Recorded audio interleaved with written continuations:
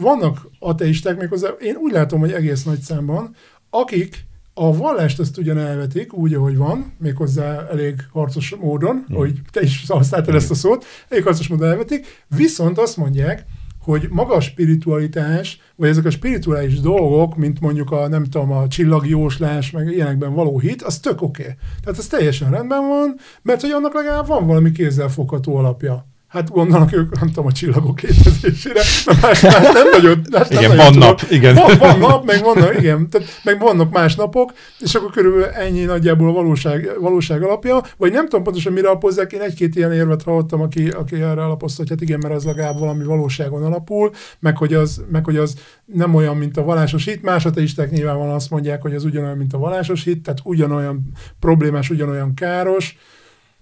Mit gondoltak erről? Tulajdonképpen szerintem valamennyi alapja a vallásoknak is van, olyan értelemben, hogy volt valamiféle esemény, amit megfigyeltek, vulkánkitörés, cunami. Nem tudták, hogy mitől, és akkor Istent rakták ezeknek az okának. Mert most, hogy ezt tekintetjük úgy, hogy van-e valami alapja, vagy hogy egy szent könyvben leírt történeteknek van valami alapja, lehet, hogy van, lehet, hogy nincs, ettől még a tartalma nem lesz igaz. És ugyanez igaz az ilyen spirituális cuccokra, horoszkóp, mit tudom én, hogy lehet, hogy amikor születtem, épp álltak valahogyan a csillagok, de semmi nemű korrelációt nem tudunk megfigyelni abban, hogy most az én életem hogyan alakul, hogyha mit tudom én, mérleg vagyok. És egyébként az egypetejű ikrek, vagy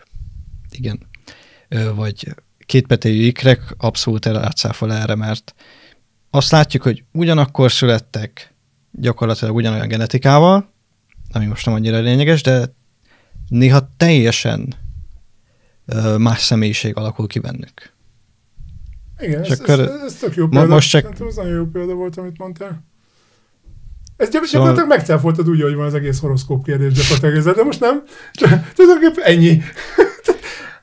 Tehát ez gyakorlatilag az egész innentől kezdve kuka.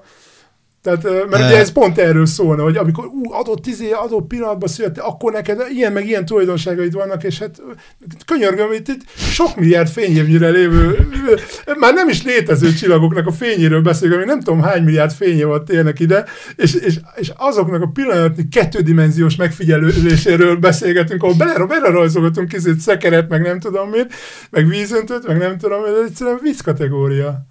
Tehát igen. És vannak is, akik ezeket elfogadják. Még ide lenne egy olyan megjegyzésem, hogy lehet, hogy itt a valóság alapra úgy gondolnak, hogy maradva a horoszkópnál, hogy annyira homályosan fogalmaznak, hogy tényleg bejön, ráhúzható minden. És itt azért elég fogékonyak lesznek az emberek a megerősítési torzításra, confirmation bias, és jó, most bejött pont a horoszkóp, akkor elhisszük, hogy ez működik, és a másik 100 alkalommal, amikor nem jött be valakinek, azt figyelmen kívül hagyjuk. Abszolút. Sőt, a leírásból, ha van 10 mondat, a 9 nem vonatkozik rá, az teljesen figyelmen kívül hagyja, egybe talál némi valóságtartalmat, ami valóban olyan az életére vonatkozó, valami tök általános valami, nem tudom, hogy nem tudom, szerelmes lesz, vagy nem tudom, valamilyen baromságot szoktak írni. Mondhatja, hogy működik a horoszkóp. Tessék, működik, és bizonyítva látja, és másnap megint úgy kell fel, hogy el fogja olvasni. Én a televíziónál és újságnál, tehát egy helyen volt televízió és újság szerkesztőség, én ott dolgoztam, és meséltem már el ilyen hívő embereknek, akik ennyire hittek a horoszkópban, meséltem már, hogy figyelj, tudod, hogy születnek a horoszkópok? Elmondom, hogy egyik nap például, hogy született az aznapi horoszkóp. Kolléganőm, újságíró kolléganőm, akire a horoszkóp volt bízva, meg kell jegyeznem, hogy a horoszkóp, azt tudjátok, hogy a minden újságnál a legalja, tehát az gyakorlatilag lefokozás. Ezt itt meg kell, tehát akire már semmi más nem bíznak, ezt amerikai filmekben látjuk, az a horoszkóp.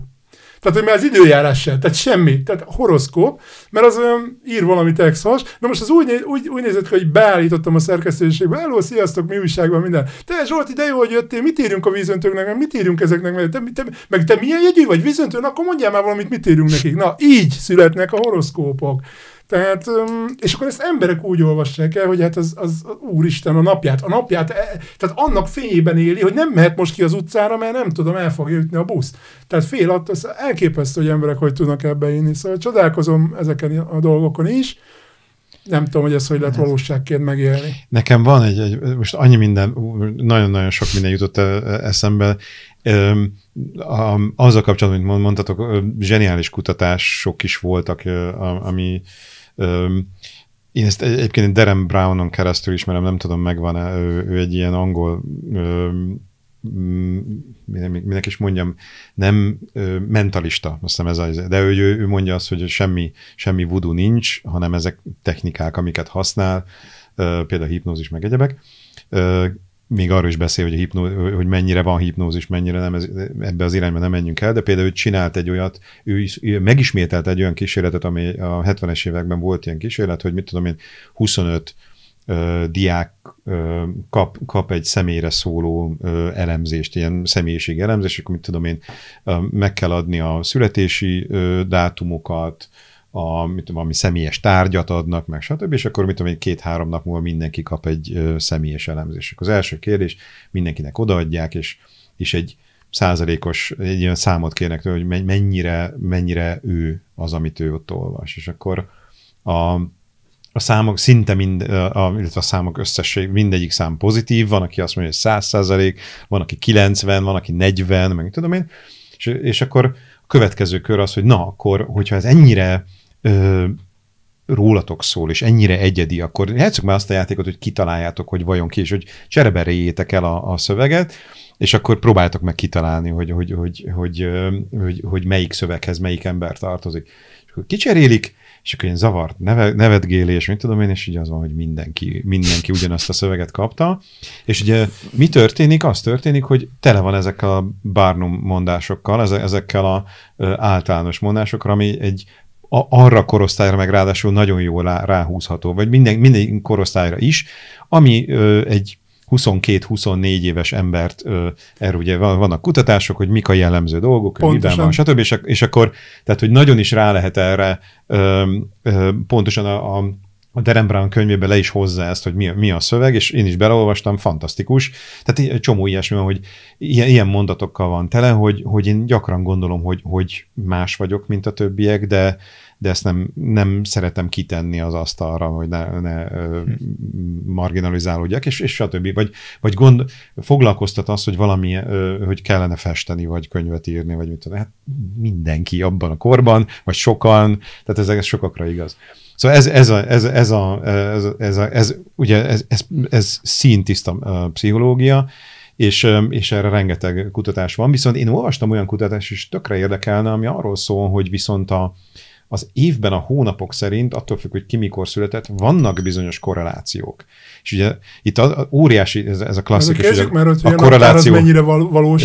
Nem, csak arról van szó. Tehát, hogy a naptárunk mennyire valós. Nem, csak azt mondom, hogy úgy tűnik, hogy van némi korreláció bizonyos dolgokban, hogy aki januárban született, vagy júliusban más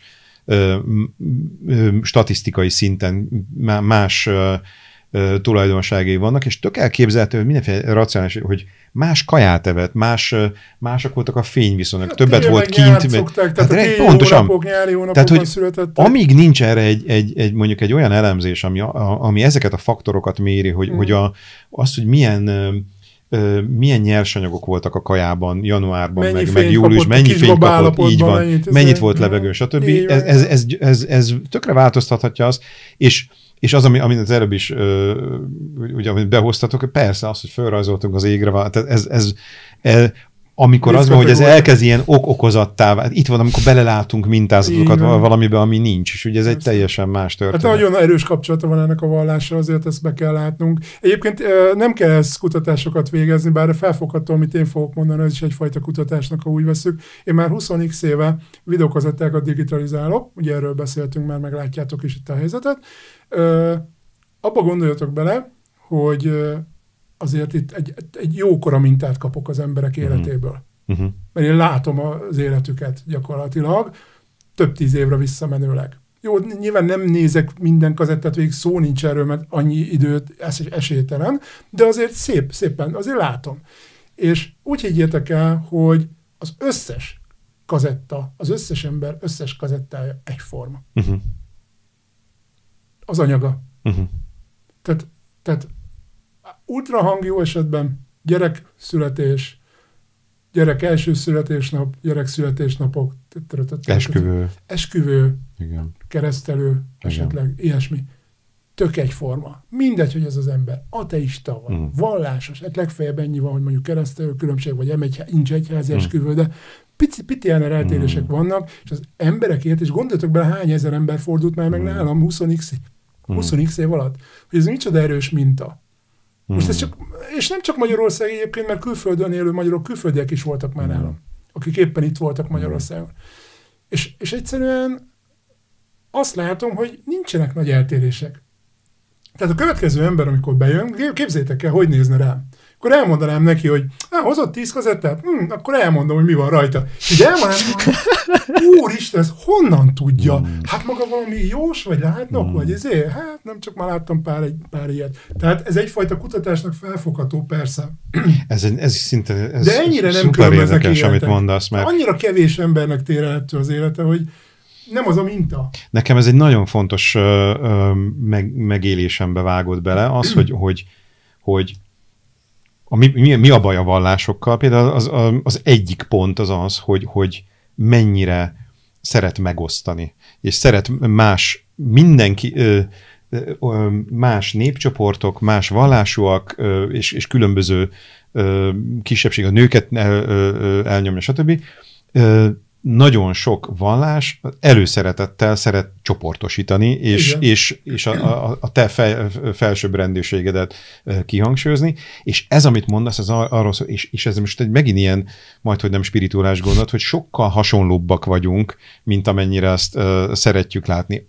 Hogy belegondolsz, kik háborúznak, vagy mindig a szomszédos pont most éppen mellettünk zajlik ez. Hát lényegében 80%-ban a nyelvük is azon, a kultúrájuk nagyon és akkor egymásnak esnek, vagy a Közel-Kelet, nem akarok belemenni. Tehát, hogy rengeteg olyan példa van, hogy egymáshoz nagyon hasonló embercsoportok gyűlölik egymást, és azt gondolom, hogy ennek a vallások nagyon sokszor a kifejezett gerjesztői.